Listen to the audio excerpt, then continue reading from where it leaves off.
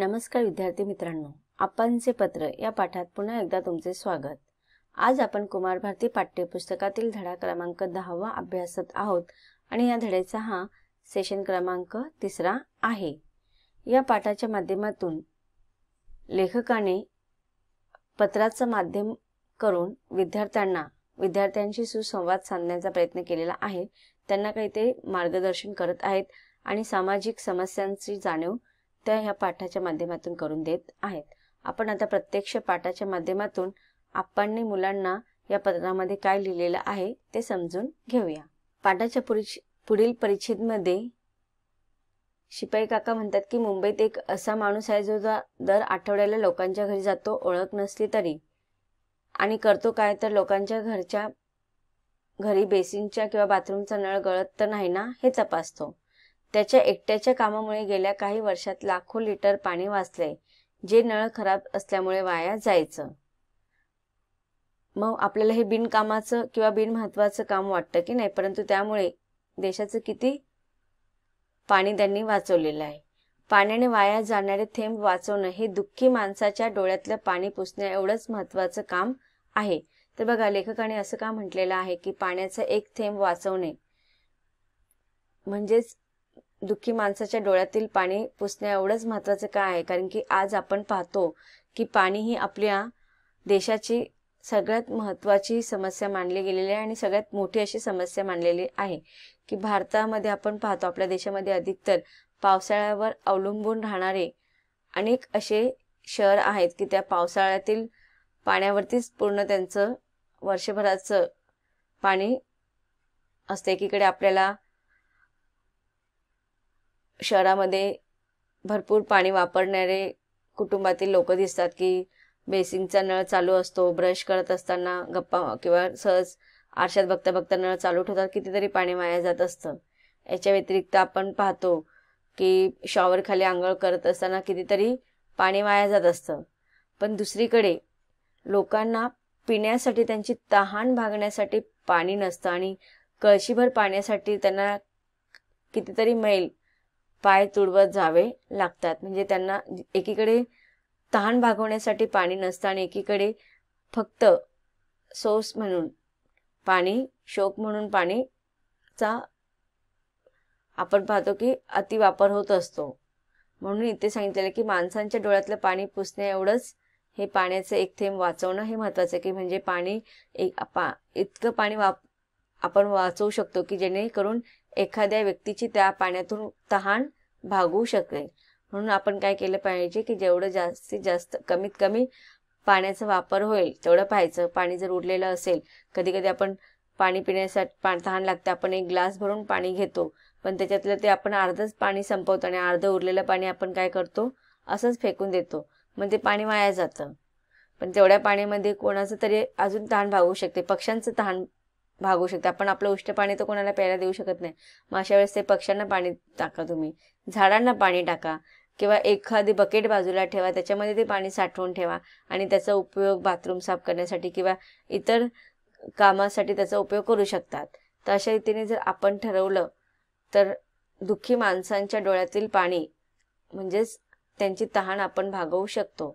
एका मुलाने आपल्या वाढदिवसाचे पैसे वाचून ठेवले आणि काय केले माहिती, झोपडपट्टीमधल्या मुलांना नाल्यावरून एका तुटक्या लाकडी पुलावरून जावं लागायचं।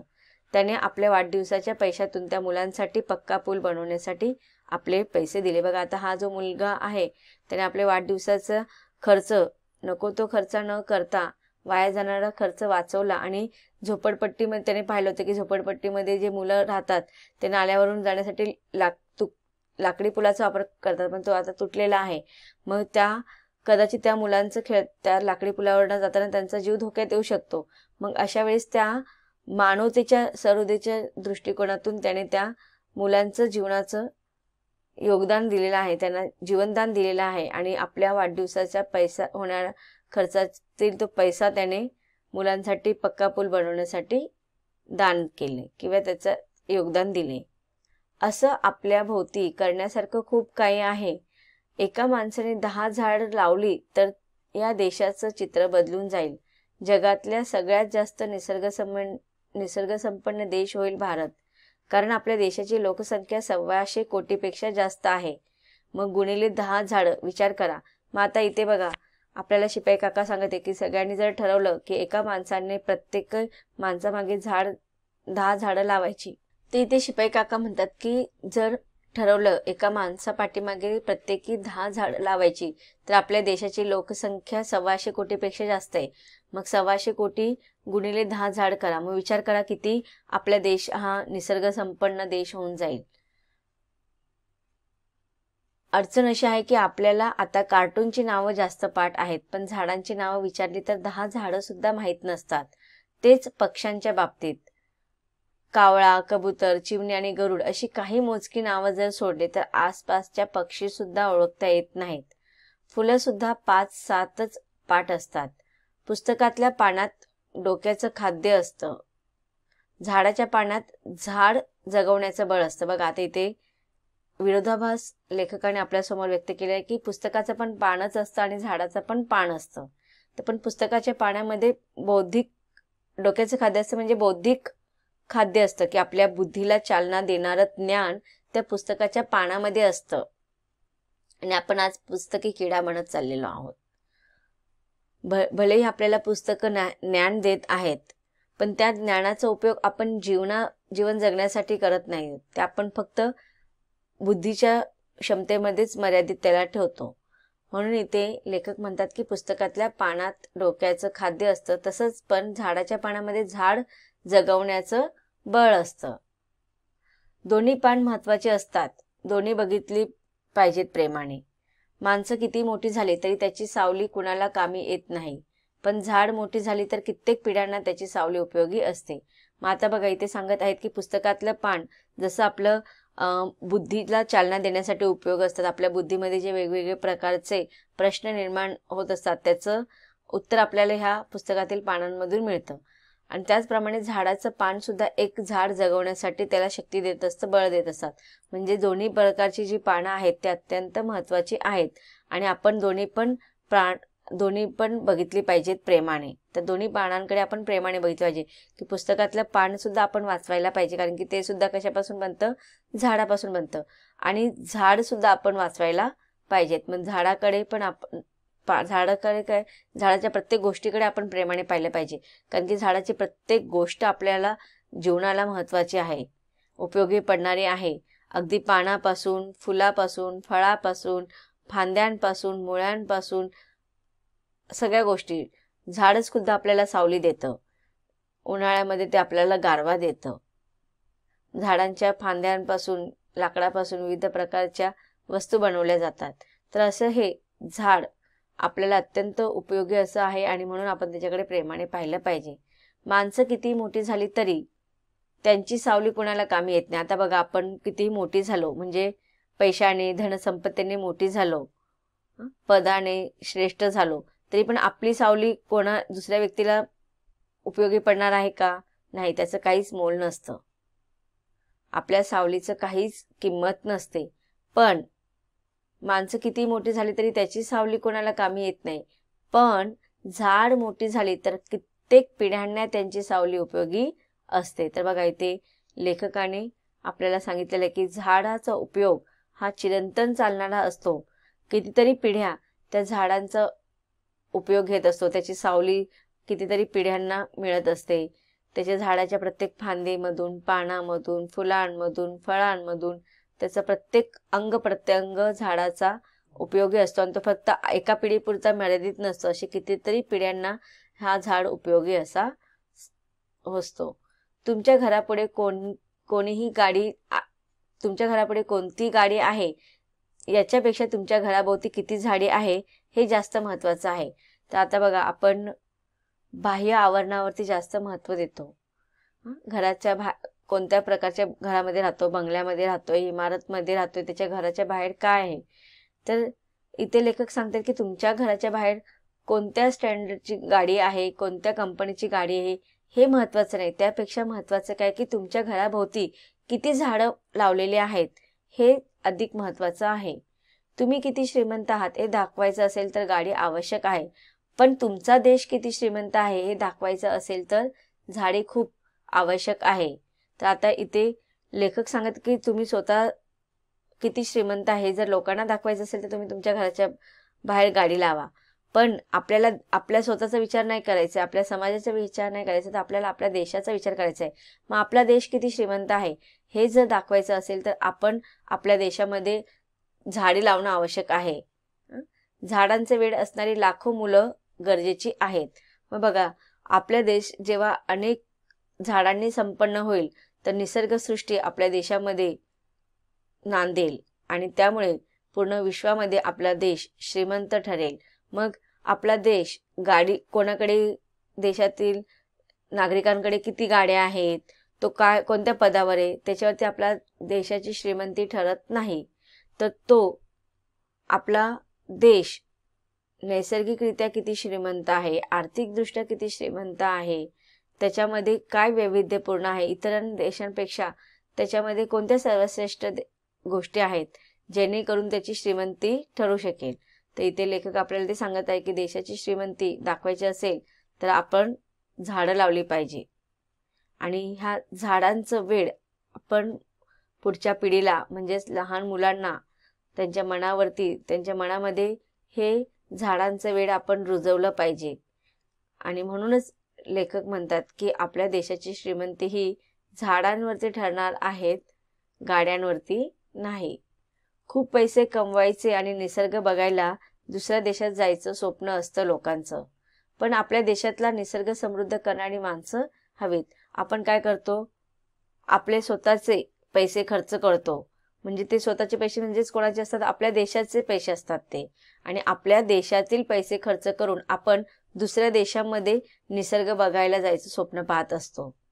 पण हे स्वप्न जर आपण बदललं, पैसाही आपला, देशही आपला आणि निसर्ग पण आपलाच, तर आपण आपले स्वतःचे स्वखर्च करून दुसऱ्या देशाला संपन्न बनवण्यापेक्षा आपण आपल्या देशामध्ये निसर्ग वाढवून समृद्ध करून इतर लोकांना आपल्या देशामध्ये बोलवलं तर पर्यटन स्थळासाठी किंवा झाडं बघण्यासाठी, निसर्ग बघण्यासाठी, तर याच्यात आपल्या देशाचंच भलं होणार आहे, आपल्या देशाचाच विकास होणार आहे.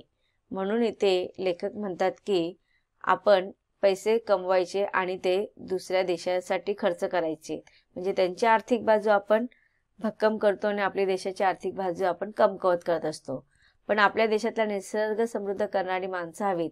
तुमच्यापैकी खूप जण परदेशात जाणार आहात, तुमच्यापैकी एक जण तरी सवाई गंधर्व महोत्सवात गाताना दिसलं पाहिजे. परीक्षेत पाहिले आलात तर शाळेच्या भिंतीवर तुमचं नाव असेल, पण तुमच्यापैकी एकाने तरी लिहिलेलं पुस्तक आपल्या शाळेच्या ग्रंथालयात दिसलं पाहिजे. बघा किती सुंदर अशी कल्पना आहे लेखकाची. काय सांगितलेलं आहे की आपण परदेशात जातो, पैसे कमवण्यासाठी परदेशात जातो आणि परदेशाचं आपण आर्थिक संपन्नता वाढवून देतो. मग आपण तिकडे परदेशात जाऊन ज्याप्रमाणे सनई वाजवून बिस्मिल्ला खान यांनी आपल्या देशाचं नाव लौकिक वाढवलेलं आहे, तसं आपण सुद्धा परदेशात जाऊन आपल्या देशाची आर्थिक बाजू भक्कम करायची, आपल्या देशाला सफल बनवायचं, आपल्या देशाला सुफलम बनवायचं आहे, आपल्या देशाचा विजय हासिल करायचा आहे. पुढे लेखक म्हणतात की परीक्षांमध्ये पहिले आल्या तर शाळेच्या भिंतीवरती तुमचं नाव नक्कीच लिहिलं जाईल. प्रथम क्रमांक, द्वितीय क्रमांक एवढे टक्केवारी मिळालेले आहे. पण शिपाई काकांची इच्छा आहे की तुमच्यापैकी एकाने तरी लिहिलेलं पुस्तक आपल्या शाळेच्या ग्रंथालयामध्ये दिसलं पाहिजे, म्हणजेच ते भावी पिढीकडून लेखक होण्याची, कविता करण्याची, कवी होण्याची अपेक्षा ठेवत आहेत. तुम्ही जगातल्या मोठमोठ्या हॉटेलमध्ये जाणार आहात, पण तुमच्यापैकी एकाच्या तरी शेतामध्ये हुरडा खायला यायचंय मला. तर इथे बघा आपण काय करत आहोत, मोठे मोठे हॉटेल, मोठे मोठे उद्योगधंद्यांकडे आपण लक्ष देण्याचा प्रयत्न करत आहेत, पण याच्यामुळे छोट्या छोट्या व्यवसायांकडे, छोट्या छोट्या उद्योगधंद्यांकडे आपण दुर्लक्ष करत आहोत. की आपण एकीकडे मोठे मोठे हॉटेल उभारण्याचे स्वप्न बघतो, पण दुसरीकडे आपल्या आज त्या हॉटेलमध्ये जे काही अन्न येणार आहे ते अन्न कुठून येणार आहे, शेतामध्ये. पण जर त्या शेतामध्ये जर अन्न उत्पन्न झालं नाही तर संपूर्ण देश उपाशी राहील की नाही. मग इथे लेखक सांगत आहेत की तुम्ही मोठे मोठे पदावरती जा, मोठे मोठे उद्योजक व्हा, पण स्वतःच्या शेतीचा व्यवसायाचं उत्पन्न एवढं वाढवा, औद्योगिकरणाचा उपयोग करा, विज्ञानाचा तंत्रज्ञानाचा उपयोग करा आणि आपल्या शेतीवरती असे उत्पन्न काढा की आपल्या देशाचा विकास झाला पाहिजे. सगळे लोक आपल्या शेतीमध्ये काय पिकत आहे हे पाहायला आले पाहिजे आणि आपण कशी शेती करतो ते आधुनिक तंत्रज्ञान आपल्याकडनं शिकून घेतले पाहिजे. म्हणून इथे लेखक म्हणतात की तुमच्यापैकी एकाच्या तरी शेतात हुरडा खायला यायचं, की आज सगळ्यांना मोठे मोठ्या पद पाहिजे, बाहेर जाऊन परदेशात जाऊन त्यांना त्यांचं घर संसार बसवायचा आहे, नोकऱ्या करायच्या आहेत. पण आज आपल्या देशातील शेताकडे शेती ओसाड होत चाललेली आहे. कोणाला शेतकरी व्हायचं स्वप्न पाहत नाहीयेत. आपल्या पूर्वजांनी वेरूळ अजिंठा बनवला आहे, जगभरचे लोक बघायला येतात. तुम्ही असंच नवीन काहीतरी भव्य दिव्य बनवून दाखवाल याची मला खात्री आहे. तर आज आपण इतिहासाचा जेव्हा अभ्यास करतो तर आपल्या देशामध्ये असे अनेक ऐतिहासिक वास्तू आहेत, त्यांची निर्मिती अनेक राजांनी केलेली, आपल्याच देशातील लोकांनी, आपल्याच देशातील कारागिरांनी केलेले आहे. मग अशा वास्तू आपण निर्माण करायचे की जगभराचे लोक आपल्या देशामध्ये आले पाहिजे आणि असं काहीतरी भव्य दिव्य करून दाखवलं पाहिजे की जेणेकरून आपल्या देशाचा नाव सर्वत्र आदराने घेतलं गेलं पाहिजे. आणि लेखक म्हणतात की मला सगळ्या ह्या गोष्टींची तुझ्याकडनं अपेक्षा आहे आणि खात्री पण आहे की तू त्या गोष्टी पूर्ण करणार, काहीतरी भव्य दिव्य बनवून तू दाखवणार. तर विद्यार्थी मित्रांनो, पाठाच्या या परिच्छेदामधून आपण काय शिकलो?